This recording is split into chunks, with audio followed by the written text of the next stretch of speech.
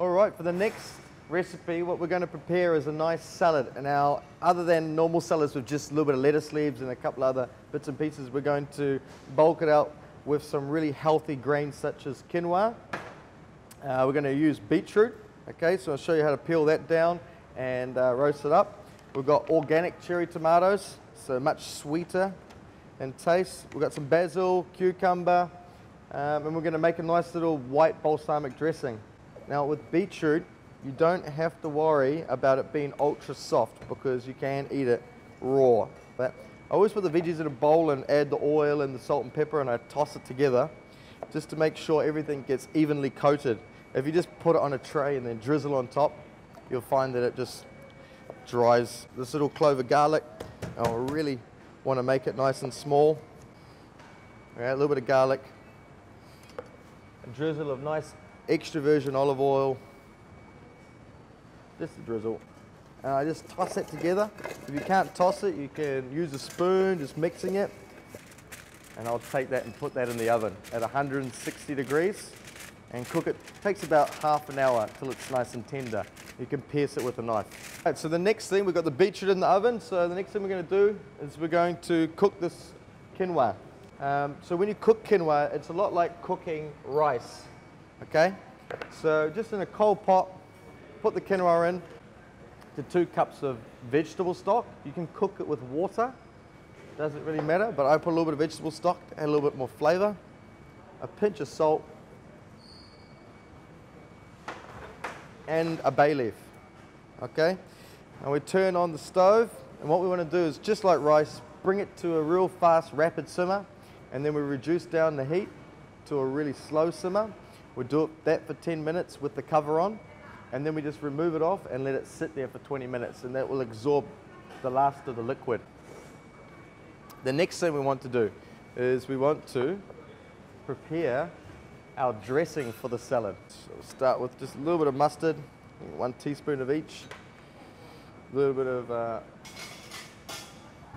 honey, and a little bit of the vinegar. The oil binds it together. So I'm just going to give that a little mix together. A little bit of salt, a little bit of pepper. So just mix that together. And you know, you can use grapeseed oil or sunflower oil, something that's a little bit low in flavor. The next thing I want to do is prepare the goat's cheese. So this is goat's cheese with the rind removed, but we're just going to take a little bit of this goat's cheese and I add a little bit of yogurt. And I just want to really bash that into a puree. See, it's gone nice and smooth. That is delicious. The quinoa has been simmering now for 10 minutes, then we let it sit there for 20 to 30 minutes. And I just add a little bit of olive oil while it's cooling down. Nice bit of flavor, so fluff that all up. And that's ready to go for the salad. Brought the beetroots. So they're nice and cooked now. It just really slices through nice and easily. Still a lot of color. I get my salad mixing bowl. When you're making salads, it's always best to toss it all together. Okay, so I take a little bit of cucumber, cut that in half.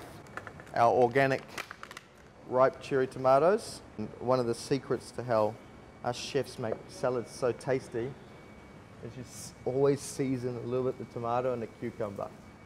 Okay, so then we're going to, a little bit of basil, just pick a few leaves, not try and chop it too fine or anything, just like that. And then here I've just got little mixed lettuce leaves. I've got frisee and Boston lettuce and all sorts of bits and pieces in here. So I'll toss that in there. I add now this beetroot, the quinoa, fair bit of quinoa, some of our beautiful white balsamic dressing. All right, so I take some of my goat's cheese puree that I've made, a good spoonful of that, onto the bottom of the salad.